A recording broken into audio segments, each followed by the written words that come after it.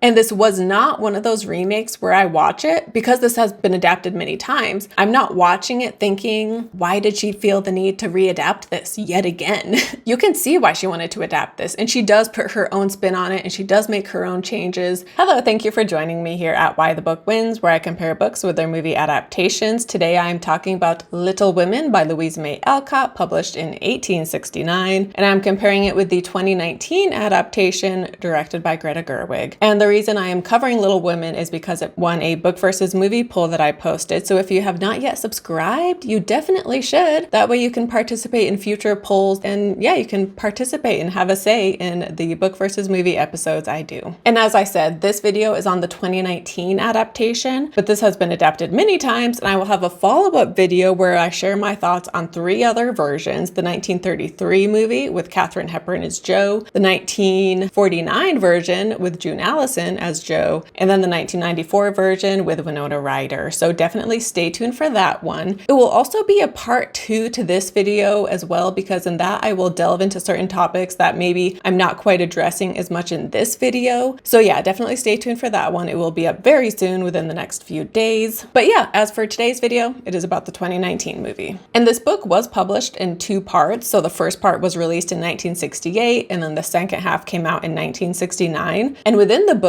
between the 2 parts, there is a 3-year time jump. And the first half of the book takes place when the Civil War is still happening, and the March family, who lives in the North, their father is away at war, and he is like the reverend, because he's too old to be a soldier, so he is there as their reverend. And before he left, his family had become poor, because in the book we read, Mr. March lost his property in trying to help an unfortunate friend. So it seems like due to his kindness and generosity, he has lost all of their money, and now they have had to downgrade significantly. And the 4 daughters really struggle with this lower income living, and that is definitely a big theme in the first half of the book. And in the second half, the Civil War is now over, and we are just catching up with the March sisters now that they are older and dealing with more adult troubles. And this book is very episodic, with each chapter focusing on a different lesson and a different trial one of the sisters is dealing with and what she learns from this experience. And of course, there is like the overarching plot, but yeah, there are certain chapters that could definitely be read as just standalone stories. And from here on out, I am now going to be getting into the details of the book and movie, which means there will be spoilers going forward. And the way I'm going to break this up is kind of just going through sister by sister. So beginning with Meg, who is the oldest. So she definitely struggles with not having the finer things because she is older, and she remembers when they lived a higher class life. And we get a story in both book and movie where for a weekend, one of her friends is having like a coming out party, like a debutante thing. And so she goes and stays with them over the weekend, and she lets the girls just kind of doll her up, and she's just really enjoying this. And Laurie, the neighbor boy who they are friends with, he is there at this party as well, and he sees her, and he is very disappointed in seeing her like all taken with the fancy things and just kind of being silly, and she's also drinking champagne. And so he is rude to her and kind of calls her out on how she is embarrassing her own family in a sense by the way she is acting. And ultimately they do both apologize and they make up by the end of the night. But on one hand, Laurie, I mean, he's young too, right? He's like 15 when this happens. Meg is 17 or something. But part of me was like, man, like give her a break, Laurie. So she wants to just kind of live it up for a weekend and act like she's rich again. There's not that much harm in that. So he was pretty rude and judgmental. And yet at the same time, one of the things I love about this book is that these sisters and their friends, they're not afraid to call each other out when one of them is out of line, you know? And so I do think that's an important aspect of someone who really cares about you and is your friend, that they won't be afraid to be honest with you. Having said that,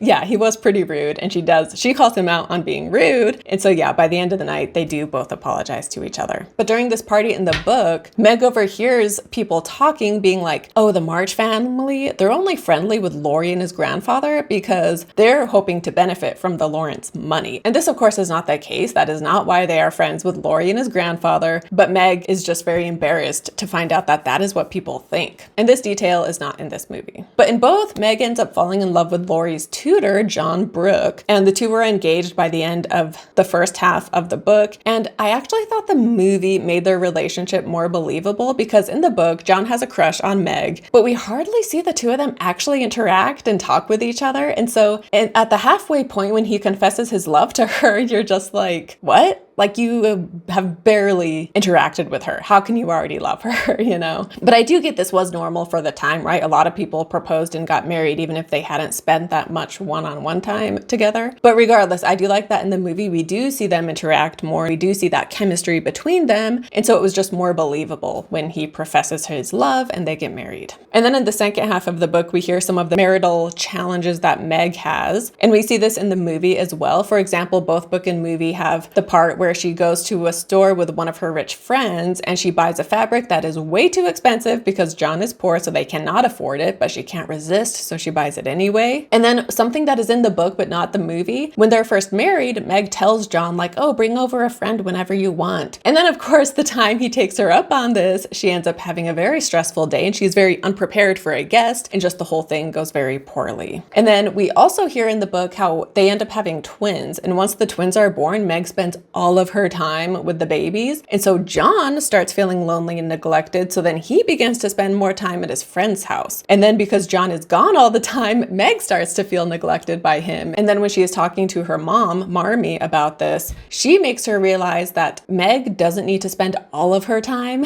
with her babies, and that is why John is going to his friend's house, is because she's never around. She's just upstairs in the nursery all the time. And so the mom kind of makes her realize that, like, just because you're a mom, you still need to cultivate your life outside of being a mom, right? Including spending time with your husband. And I did enjoy hearing about Meg's marriage, and I thought Alcott does share some wise advice on some of these things. And I like how when we see when they're first together, they have this idyllic view of their relationship and they're so in love and they're like, oh, we could never possibly argue. And John has this idealized version of Meg being like, oh, she's so kind and sweet and she doesn't mind being poor. She's so frugal, like she doesn't even mind. But obviously when she buys that expensive fabric, he realizes that she kind of does mind to some extent, and she does kind of wish she could have those nicer things. But then when he does see like the realness of her and that maybe she isn't quite, the fantasy version of her he had expected, they communicate through these things and they still love each other and accept each other, even when they find out that the other isn't exactly the way they envision them. Does that make sense? Because it kind of reminded me how, what is a trait you love about your significant other? And what if you found out that trait wasn't entirely true of them? Like he finds out that Meg maybe doesn't enjoy being frugal as much as he thought. Like, yeah, she's good at it because she's had to learn, but there is part of her that's a bit, more materialistic, quote unquote. And yet when he still finds this out about her, this flaw, you could say, he still loves her and accepts her, right? And if anything, learning your partner's flaws and accepting and loving them just makes that relationship grow even stronger, right? Because if he spent this whole time thinking that she had no issues whatsoever with being poor, he would be in love with a false version of her, And so, yeah, just when you get to know someone even better through the course of a relationship and you see the full scope of who they are, yeah, maybe they weren't quite what you had thought, but at the same time, now you can be in love with who they really are. But yeah, and also how in the beginning, they're so in love that maybe differences they have, they're like, oh, it doesn't even matter. Like, we love each other so much that love will buoy us up and we will make it through anything. And, nothing could possibly be that annoying about the other person when you love them so much. But of course, this too, once you've been with someone for a while, you still love them, but that love changes. And maybe some of those things that you didn't really care about start to be a bigger issue, and to jump ahead a bit, Jo makes this point with Laurie where she tells him they wouldn't be a good match because they have just too many differences and they would clash with each other. But Laurie is so lovesick and love blind that he's like, no, like, what are you talking about? I love you. I don't care about this or that. But I think Jo's right. And over time, they would have clashed and they would have started to resent each other to some extent. But to move on to the next sister. So we have Beth. She is the second youngest and she is so shy and has so much social anxiety that she is homeschooled. And she's also very musical and plays the piano. And my favorite detail of her, though, is not in the movie, and that is how she cares for cast-off toys. So she will take these discarded dolls and she just treats them so tenderly as if they have a real personality, and she'll like take them out on walks and she'll tuck them in at night, and she is just so sweet and tender with these dolls. And it was just a detail that I loved. But at one point, Marmee has to go to Washington because the husband is sick, and she tells tells the girls to make sure they check on this poor family, the Hummels, who the mom will go and see oftentimes. And Beth is the only one who remembers. And when she reminds her sisters that they need to go help and check in on them, all of the sisters are just kind of lazy and selfish, and they make excuses like, oh, I can't go now, but like, I'll go later. Beth, however, knows that they probably won't go at all. And so she just goes on her own. But it turns out that the Hummel baby had scarlet fever, and Beth has never had scarlet fever before, so she is not immune. And in the book, the baby dies while she is holding it. And then when she comes home, she goes into the closet and starts crying, and Jo finds her and she tells Jo what has happened. And then from here, Beth starts to get sick because, again, she was not immune to scarlet fever, so then she gets it. Whereas in the movie, so when Beth goes to see the Hummels, first of all, the baby does not die in her arms. The baby dies later, we hear. But also, while she is gone is when Mr. Lawrence sends her the piano. So she comes home and she sees the piano, and then she goes over there to thank him for it. And he is the one that's like, wow, like you're burning up. So yeah, I kind of, in the book, it was even sadder, like the way Jo finds her crying and then she tells her about the baby dying in her arms. But yeah, in both book and movie, she gets scarlet fever and she is almost on the edge of death, but ultimately she gets better. However, from here on out, she is just very sick and weak throughout the rest of her life. And then in the second half of the book, Beth starts to get sicker and weaker, and ultimately she does end up dying. And honestly, this might sound cold-hearted, but I feel like I would have preferred if she had just died in the first half of the book, the first time she got scarlet fever. You know, the first half of the book, Louisa May Alcott didn't know if she was going to write a part 2. It depended on the success of part 1. And so maybe that's why she wanted it to end happily, you know, have that moment at Christmas when the dad comes home and it's, you know, they've made it through their trials and look at them now. So maybe she didn't want it to end so sadly, and that's why she had her live. But yeah, Beth doesn't really do much in the second half. So I felt like she probably could have died earlier. But also Beth, I've always found to be kind of bland because she's just so good. Like her only flaw is that she's unbearably shy, which honestly isn't even a huge flaw. But I do want to say that Louisa May Alcott based her off of Alcott's real life sister who did die. And so I think that explains why she wrote her in the way she did, because she based her on someone she loved who died, you know? And so I think that's why she wrote her as being so good and not really having any flaws. But also I think my other complaint with Beth is that she doesn't experience any change throughout the course of the book, right? Like all of the other sisters have such great arcs and they change and they grow, whereas Beth just kind of stays the same. And so I think that's my other complaint with her. But I will say I did find her more endearing and I did like her more this time around because I have read this book before. And I think the last time I read the book, I just found her very boring.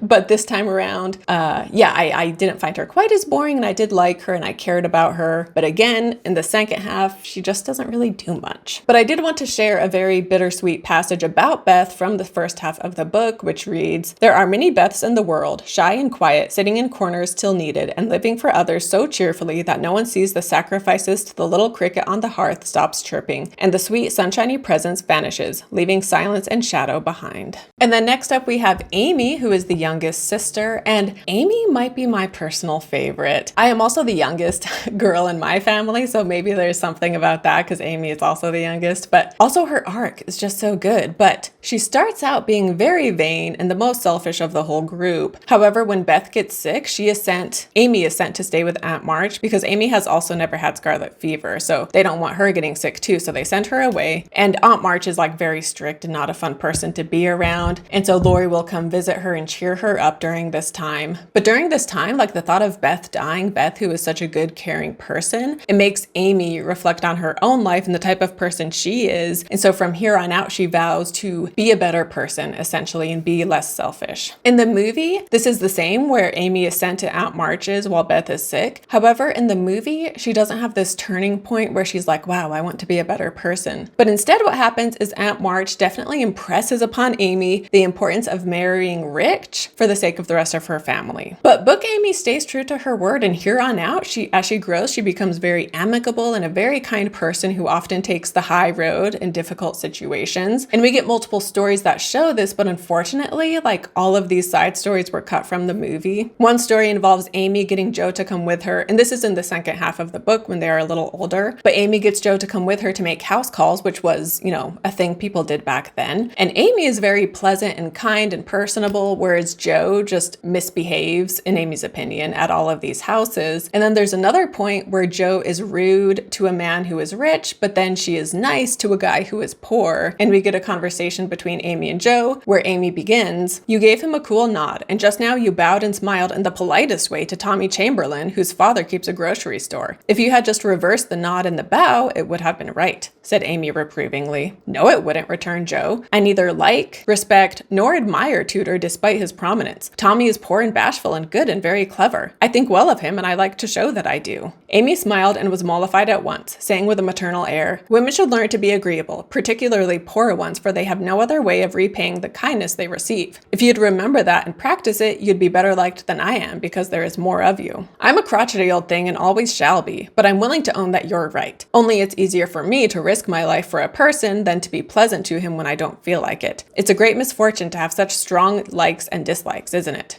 "It's a greater misfortune not to be able to hide them," said Amy. "I don't mind saying that I don't approve of Tudor any more than you do, but I'm not called upon to tell him so. Neither are you. And there is no use making yourself disagreeable because he is." And so while I do admire Jo for not caring about class and stature, but ultimately I do agree with Amy that just because you don't like someone doesn't mean you need to wear that dislike on your sleeve. You can still be respectable and also try to get to know the person. And even then, if you still don't like them, you still don't need to show it, right? Like you can just be a mature, polite person, even if it's someone you don't like all that much. It's not necessary to make it obvious. And then the part where she says just because they're disagreeable doesn't mean you need to be. And I also love this too. And we get another example where Amy stays true to this when she's in a situation with some other girls her age, and they are very rude to her, but she takes the high road. And when Jo learns of how Amy handled this situation, and Jo is like, "What? Like, I would not have been that nice. Like, what were you thinking? You should have put them in their place," kind of a thing. We then read Amy say, "Because they are mean is no reason why I should be. I hate such things, and though I have a right to be hurt, I don't intend to show it. They will feel that more than angry speeches or huffy actions, won't they, Marmee? That's the right spirit, dear. A kiss for a blow is always best, though it's not very easy to give it sometimes." And now I do want to say, I know that women and girls in particular are often taught to turn the other cheek and to not make a fuss, and I get tired of that.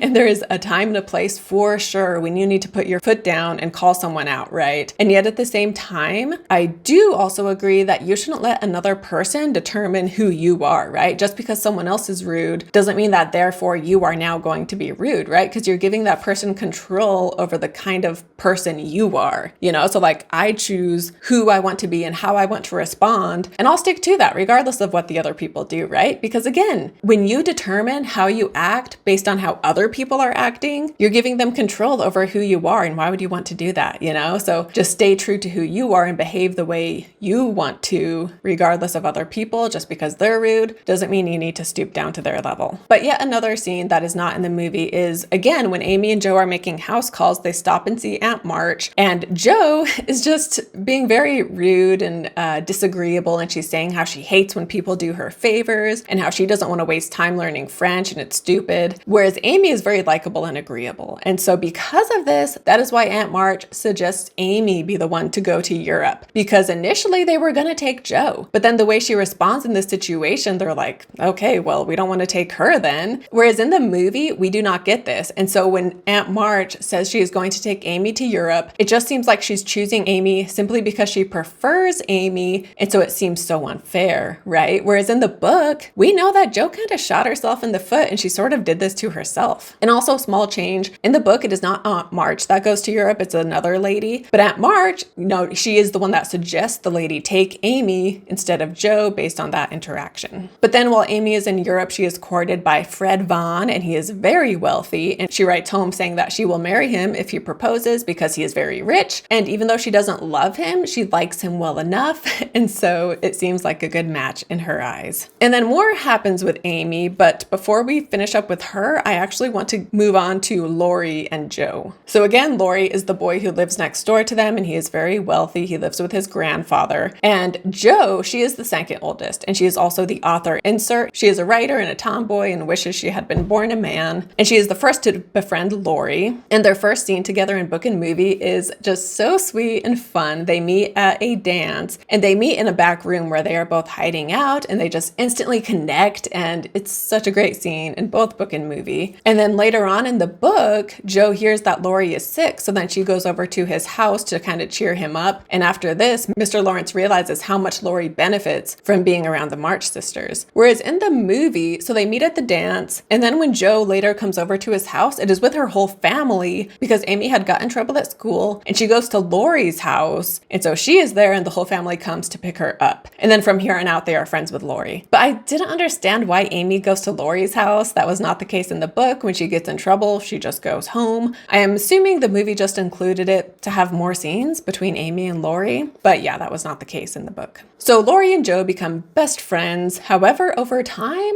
Laurie starts to fall in love with Jo, and Jo can kind of sense that this is happening, and she just likes him as a friend. But eventually he does profess his love to her, and he proposes. And this is when she tells him, like, no, like, we would make a terrible couple. We would clash, we would fight. Like, you're from too fancy of a family. Like, I just wouldn't work in your social circles. This is a terrible match. And then in both book and movie, he ends up going to Europe from here in order to deal with his heartache. In the book, Mr. Lawrence is the one that suggests they go to Europe. That way he can get away from Jo and the whole situation. But in the book, while in Europe, Laurie writes to Jo yet again, being like, telling her he still loves her and being like, is there any way you will ever change your mind? And Jo writes back being like, no, I will never change my mind and you need to move on. And this exchange is not in the movie. And now to move on to Laurie and Amy. So Laurie and Amy meet up while in Europe, and initially Amy is very disappointed at how he is behaving. And in the movie, Amy is already aware of what happened between Laurie and Jo, so she knows why he's acting the way he does. Whereas in the book, she doesn't realize this. No one told her. And so over time, as she's around him, she puts two and two together and she realizes this is the reason why he is acting out. But even when she knows why he is behaving this way, she still chastises him for it. And he retorts being like, well, you would act the same way if you had been spurned by someone you loved. But Amy says, like, no, I wouldn't, because if I couldn't be loved, I would at least be respected, which again, another great Amy line from the book that we do get in the movie as well. And so yeah, she just calls him out for being lazy and a mess, and he's just ruining everything he has going for him. And over time, he does eventually take this to heart. And in both, we also get a scene where they are talking about Fred Vaughn and how Amy tells him that she may not love him, but she is going to marry him because he's rich. And Laurie is like, I mean, that sounds weird coming from one of your mother's daughters, implying that Marmee raised them to care about more than just money. But in the movie, Amy then has a monologue where she tells him, as a woman, I have no way to make money, not enough to earn a living and support my family. Even if I had my own money, which I don't, it would belong to my husband the minute we were married. If we had children, they would also belong to him, not me. They would be his property. So don't sit there and tell me that marriage isn't an economic proposition, because it is. It may not be for you, but it most certainly is for me. And apparently this line, Meryl Streep, who plays Aunt March, she was talking to the director, Greta Gerwig, and she was like, audiences need to fully realize how powerless women at this time were. And so Gerwig hurried and wrote up this monologue, and then she gave it to Florence Pugh not long before they shot the scene, and yeah, it's fantastic. And in the movie, Laurie later implies that he is interested now in marrying Amy. However, she shuts him down, and she says how she has loved him ever since she met him, and because of that, she cannot bear to be second best to Jo. However, once Beth dies, because then Laurie leaves, but once Beth dies, he comes back to be with Amy and comfort her, and as they travel back home, the two of them fall in love, and he realizes, that she is not his second choice, that she has become his first choice, and that he truly loves her, and the two of them get married. In the book, it is never implied that Amy had a crush on Laurie throughout her entire life, and in both also Fred Vaughn does propose, and in both she tells him no. In the movie, she tells him no because at this point, Laurie has kind of shown that he's perhaps interested in her, and again, she's been in love with Laurie her whole life, and so she tells him no. Whereas in the book, she tells Fred Vaughn no, but it is because she realizes that she does want to marry for love, and it is because this conversation with Laurie, which made her fully realize this. But yeah, in the book, she doesn't say no to Fred because of a romance between her and Laurie, because that had not begun yet. And again, it isn't until Beth dies, the two of them end up writing letters back and forth, and then Laurie comes back to Europe to help comfort her, and while they are together, he ends up proposing, and then they write home letting them know that they're engaged, and then as they travel home, they end up getting married. And I actually really like the pairing of Amy and Laurie. I don't know if that's controversial or not, but I thought they made a great match. And And so in the book, Jo knew in advance that Amy and Laurie were engaged because they wrote home telling them. Whereas in the movie, when Laurie and Amy show up, Laurie tells her that they have gotten married, and Jo is just totally blindsided by this news. And prior to this information in the movie, Jo confessed to her mom that she is lonely. And while she isn't in love with Laurie, she has more of a desire to be loved. And so she says how she feels like she made a mistake in turning him down. And she even writes him a letter being like I made a mistake, like I still want to be with you, I want you in my life, and let's get married, essentially. And she hides this in their secret mailbox. However, once Laurie and Amy come back and she finds out he's married, she then goes and rips up the letter so that he won't find it. Whereas in the book, once she finds out that Laurie and Amy are engaged, we have a conversation between her and Marmee, where Marmee says that she was worried Jo would be upset that Laurie had moved on to someone else, and Jo replies, "Now, mother, did you really think I could be so silly and selfish after I'd refused his love when it was freshest, if not best? I knew you were sincere then, Jo, but lately I have thought that if he came back and asked again, you might perhaps feel like giving another answer. Forgive me, dear, I can't help seeing that you are very lonely, and sometimes there is a hungry look in your eyes that goes to my heart. So I fancied that your boy might fill the empty place if he tried now. No, mother, it is better as it is, and I am glad Amy has learned to love him. But you are right in one thing. I am lonely, and perhaps if Teddy had tried again, I might have said yes, not because I love him anymore, but because I care more to be loved than when he went away." So it is kind of a similar conversation there. But again, the movie did not include the part where Laurie does give Jo another chance when he writes her while in Europe. However, when he wrote her, Beth was still alive, and Jo was just very consumed with spending time with Beth. However, once Beth dies, over time, Jo just again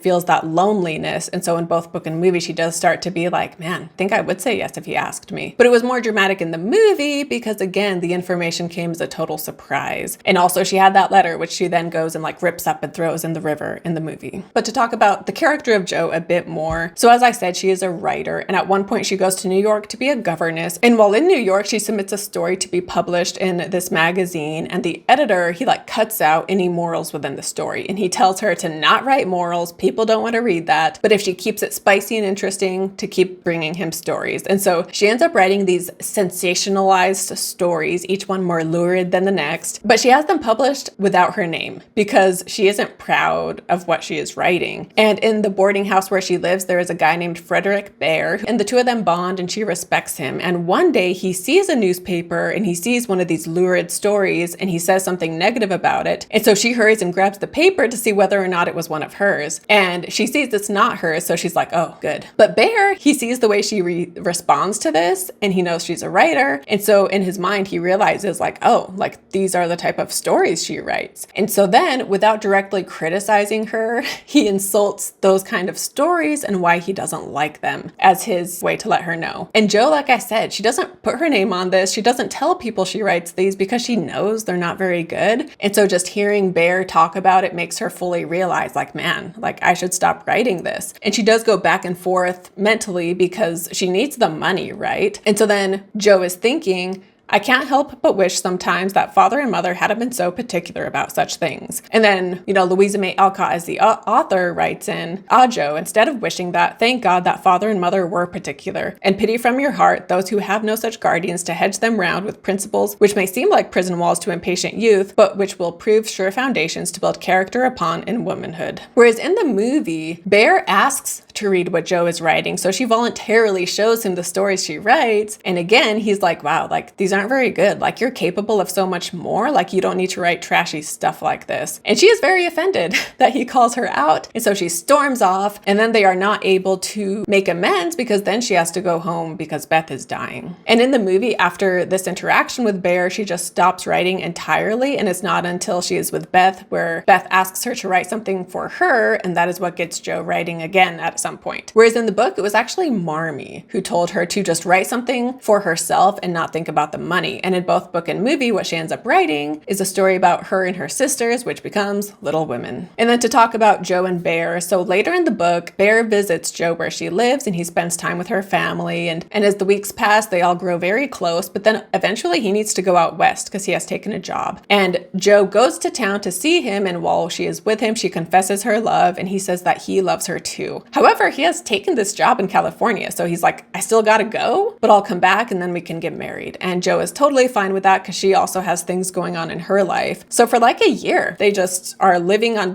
opposite sides of the United States, doing their own thing before Bhaer eventually comes back to the east and the two are married. And also Aunt March dies and she ends up giving Jo her house, which is huge because she was rich. And Jo turns this into a school for boys, and she and Bhaer also have some of their own sons. And Jo not marrying Laurie has always been a surprise for readers, right? And her ending up with this older man, and it's this guy she meets partway through, like that has always felt disappointing to readers. And before part 2 of Little Women was released, Alcott would get letters from girls asking about part 2, and a quote from Alcott reads, "Girls write to ask who the little women will marry, as if that was the only end and aim of a woman's life. I won't marry Jo to Laurie to please anybody." And then a quote from an article I read, we read, "In real life, Alcott never married, and she herself didn't want Jo to be paired up with anyone. Alcott originally intended for her story to end with Jo as a literary spinster, much like Alcott herself. But Alcott's publishers insisted that Jo had to marry someone, that the book would be unsellable otherwise. And so, although much afflicted by their demands, Alcott wrote to her friend that she had concocted a solution out of perversity. She invented dour Frederick Bhaer as a funny match for Jo. Laurie she disposed of by marrying him off to Amy." And Greta Gerwig has the perfect ending to this movie where she stays true to the book, while at the same time staying true to what Alcott had wanted for the character of Jo, because we see Bhaer come to visit and he like bonds with her family, and once he leaves, her family is like, "Clearly you're in love with him, like you need to go chase him down and proclaim your love before he leaves." And then from here, we cut to seeing Jo talking to the editor about her book Little Women, which she has been working on. And at this point, the actor playing Jo kind of changes from playing Jo to now playing Louisa May Alcott herself, or at least some mix of Jo and Alcott. And she's talking to the publisher and he's like, "I mean, the character of Jo just stays single at the end of this book. Like that can't happen. Like she has to be married." And he doesn't care that Alcott makes the argue that like Jo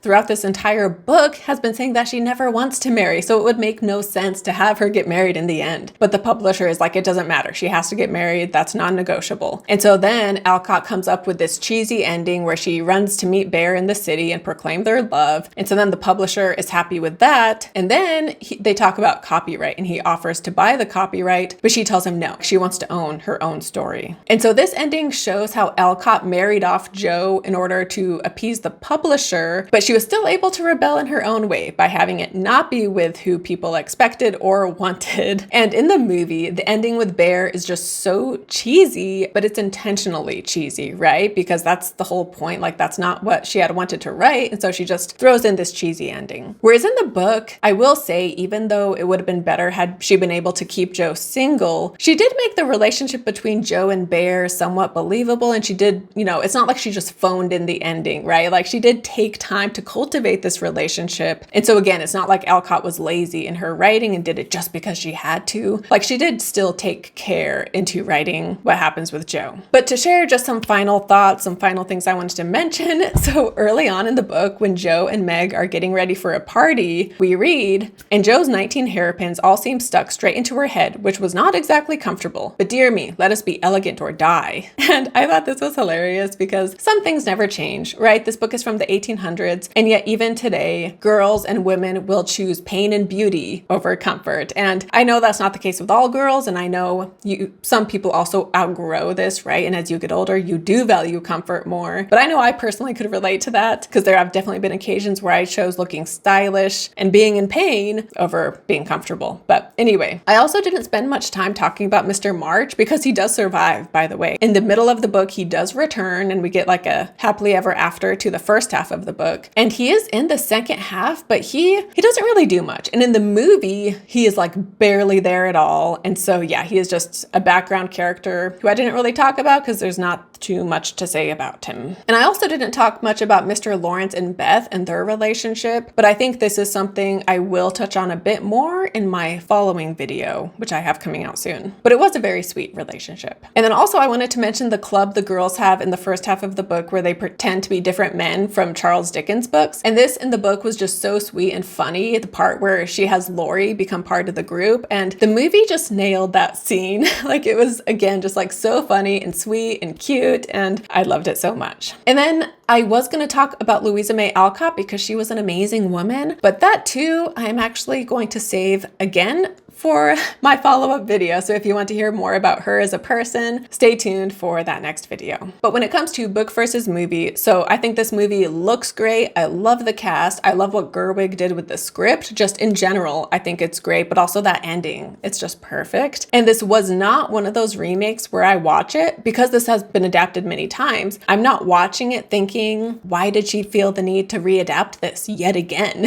Which is how I felt when I watched Sofia Coppola's The Beguiled. That was an adaptation where I was just like, what was the point of this? That is not the case here, because Greta Gerwig's Little Women, you can see why she wanted to adapt this, and she does put her own spin on it, and she does make her own changes, and she makes it an adaptation that can stand on its own, and you don't just see it lumped in as like, oh, just one of the many Little Women adaptations. Like, no, like this one is unique and special. And as far as Amy's childhood crush on Laurie, like that one, like I was fine with it, kind of neutral, I guess. And then as far as Jo writing Laurie, being like, I do want to marry you, but then she later tears up the letter, that part was pretty dramatic, and initially I didn't like it, but as time has gone on, I'm neutral on that as well. Like, it's fine. It further shows how lonely Jo is, right? Even though she wants to be this free-spirited, independent woman, at the same time, like, her family's off doing their own stuff, and she just feels so lonely now. But yeah, this book is fantastic. It's one I have read before. I read it when I was a teenager, and then I read it in 2021, so fairly recently. And yeah, while reading it, there is so much I highlight. And I will say, I think I like the second half better when the girls are older and they're dealing with maybe more grown-up issues, and so I found that a bit more interesting. Having said that, the first half is great too, and I do love Beth, particularly in the first half, and there's just so many endearing moments, sweet moments, very wholesome, and again, a lot of great lessons for young girls and adult women who read this book. I will say, in the second half of the book, we get a chapter all about Meg's twins, and I did not care what was going on with them, if I'm being honest. If we saw what they were doing when they were older, then yeah, I would like that. But I don't need a chapter all about the goings on of little kids,